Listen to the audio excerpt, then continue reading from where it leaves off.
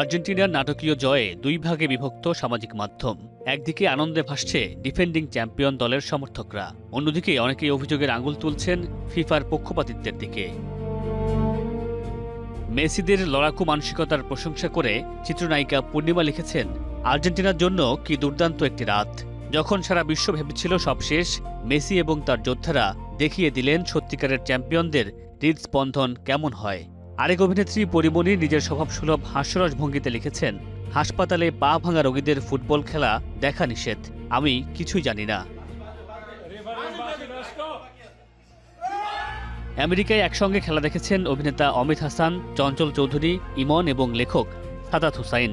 টান টান উত্তেজনার ম্যাচ শেষে অভিনেতা চঞ্চল চৌধুরী প্রতিপক্ষের প্রশংসা করে লিখেছেন, খুব ভয় পাইছি রে, তবে মিশর দুর্দান্ত খেলেছে।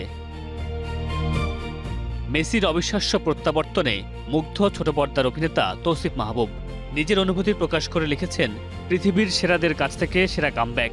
সঙ্গীতশিল্পী বেলাল খানও ম্যাচের নাটকীয়তা নিয়ে মজার ছলে লিখেছেন, রূপকথাকেও হার মানালো আর্জেন্টিনা। খেলা চলাকালীন অভিনেত্রী কেয়া পায়েল স্নায়ুচাপের কথা জানিয়ে একটি ভিডিও দিয়ে লিখেছেন, আমার হার্টবিট ফাস্ট হয়ে গেছে। তবে নাটকীয় এই ম্যাচে আর্জেন্টিনার জয়ের পেছনে রেফরির পক্ষপাতিত্ব ছিল বলে অভিযোগ করেছেন অনেকেই। ব্রাজিল সমর্থক অভিনেতা জিয়াউল হক পলাশ লিখেছেন, সংসারে শান্তি ফিরিয়ে আনার জন্য ধন্যবাদ আর্জেন্টিনা, ধন্যবাদ ফিফা এবং রেফারি। মামুনুর রশিদ পনেল, স্টার এন্টারটেইনমেন্ট।